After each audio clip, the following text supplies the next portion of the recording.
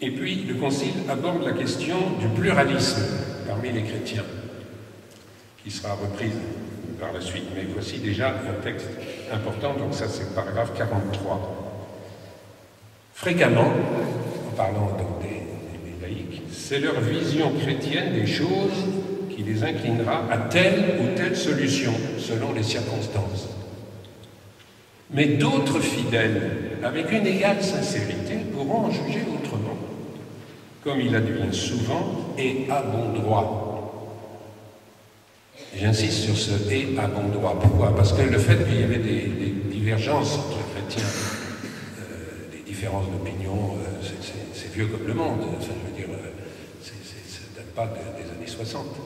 Mais c'était plus ou moins perçu comme un malheur. C'est quand même dommage. On devrait tous, dans le même parti, on devrait tous avoir les mêmes projets de société, etc. Et donc, on constatait la divergence, mais on ne s'en réjouissait pas.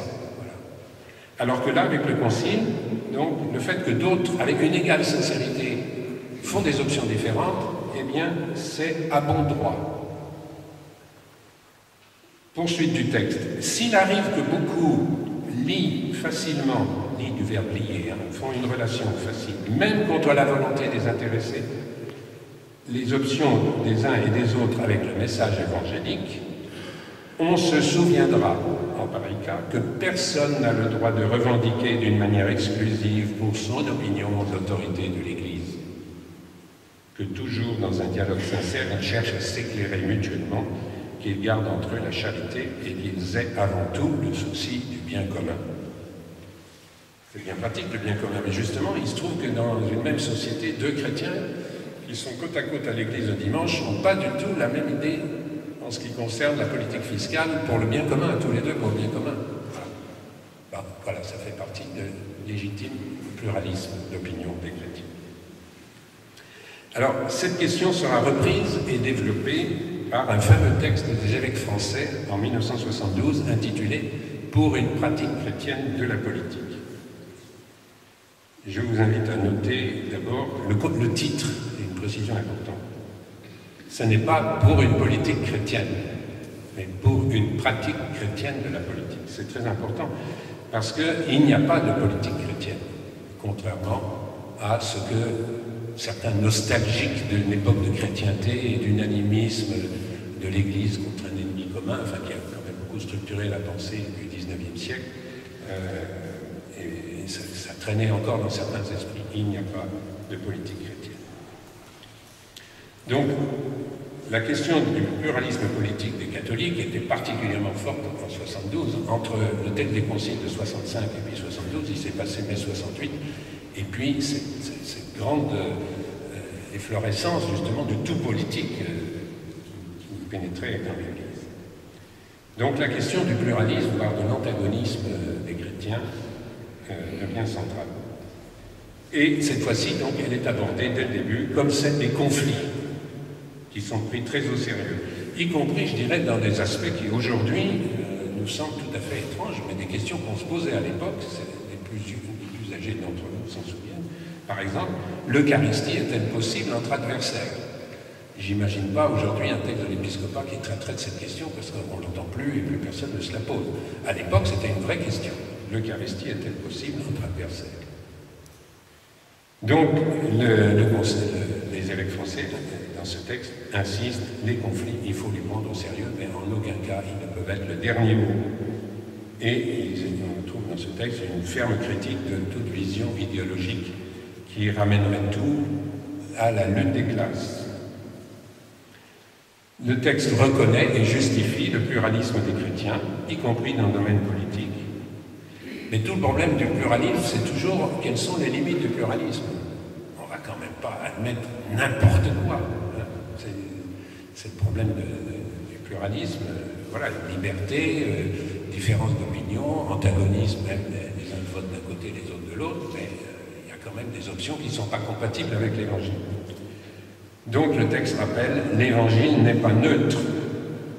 Et je cite, la Bible manifeste un certain nombre d'exigences éthiques, et voilà la liste qui est faite en 72, ce serait intéressant de la comparer avec celle qu'on ferait aujourd'hui.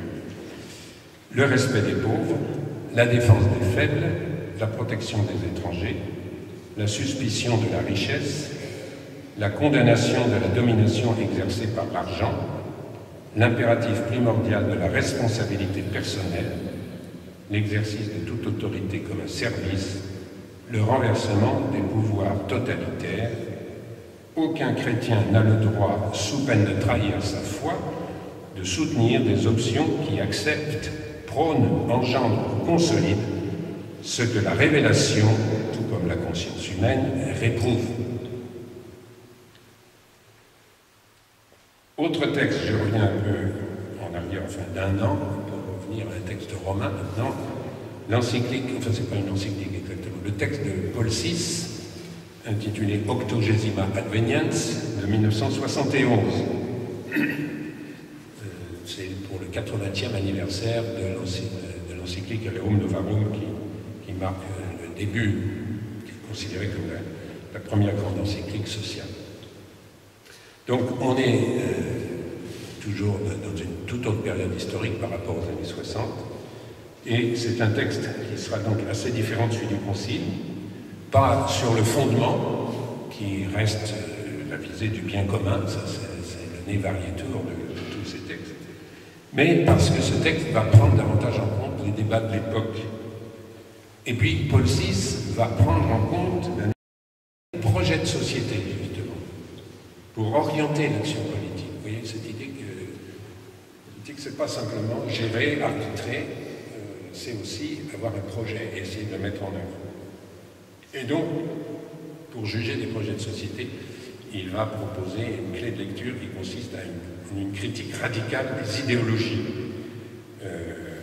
Les deux, d'ailleurs, qui renvoient dos à dos, l'idéologie marxiste et l'idéologie libérale, fermement critiquée. Et alors aussi un autre point très important qui apparaît là, mais qu'on peut retrouver dans pas mal d'autres textes, finalement, une autre des sources de légitimité de l'engagement politique, de nécessité de l'engagement politique aux yeux de l'Église, c'est qu'il revient aux politiques de contrôler l'économique.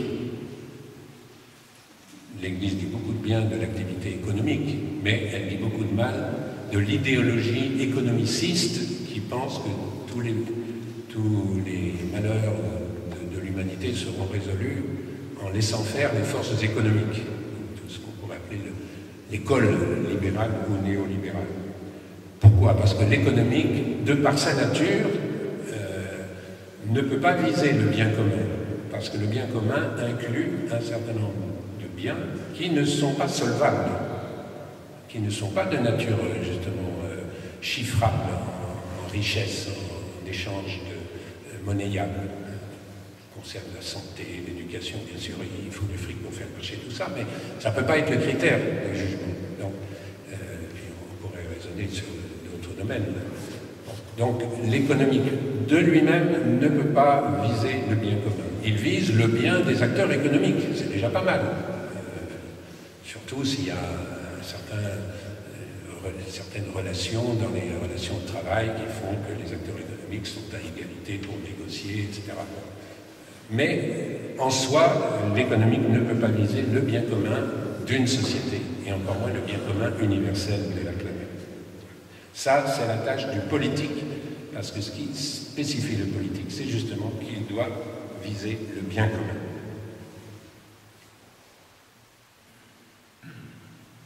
Alors, le bien commun aussi, dans ces années-là, les années 60, 70, c'est les périodes où on prend conscience des dimensions planétaires de toutes les questions sociales. Hein. La fameuse encyclique de Paul VI en 67, Populorum Progressio, la question sociale est devenue mondiale.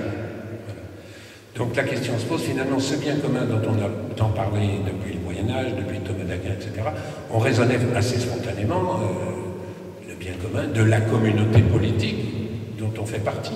Et on élit ou on nomme, selon les régimes, des responsables politiques, c'était le prince au Moyen-Âge, c'était les élus aujourd'hui, peu importe, pour une communauté politique. Mais il y a des problèmes dont les dimensions sont telles qu'elles excèdent les possibilités de pouvoir d'un pays particulier. Donc il faut commencer à réfléchir en termes de bien commun universel. Et ça, c'est une prise de conscience qui peut sembler, dont le résultat peut sembler peut-être un peu utopique. Je vais vous lire le texte, vous allez peut-être être un peu surpris, mais qui se fait dès 1963 par Jean 23 dans Pacem in Terris et qui est repris donc par Paul VI dans Octogénima et Pénias. Voici le texte.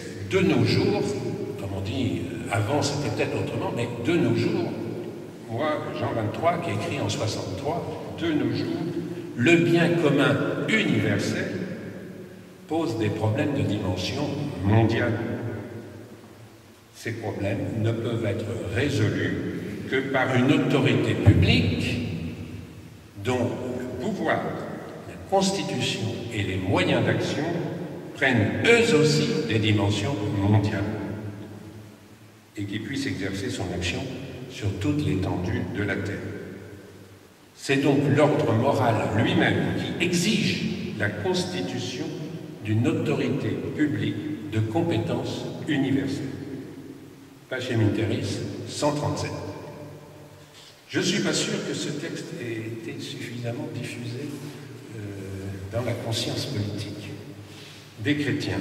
Bon, je ne sais pas si vous l'aviez présent à l'esprit, donc ce n'est pas forcément un gouvernement mondial, mais quelque chose comme ce qu'on appelle la gouvernance mondiale, c'est-à-dire que sur un certain nombre de problèmes, il faut arriver non seulement à négocier au niveau mondial, mais même à prendre des décisions qui s'imposent. C'est ça qui est difficile, parce qu'on peut bien négocier le protocole de Kyoto ou telle chose. Si un État puissant refuse de respecter ce qui a été décidé, ben, il n'y a pas moyen de le contraindre. Voilà. Alors que le texte de Jean 23 va plus loin. C'est l'idée que si vraiment on arrive à décider des choses pour le bien commun de la planète, il faut qu'une autorité publique ait les moyens de faire respecter ces décisions-là.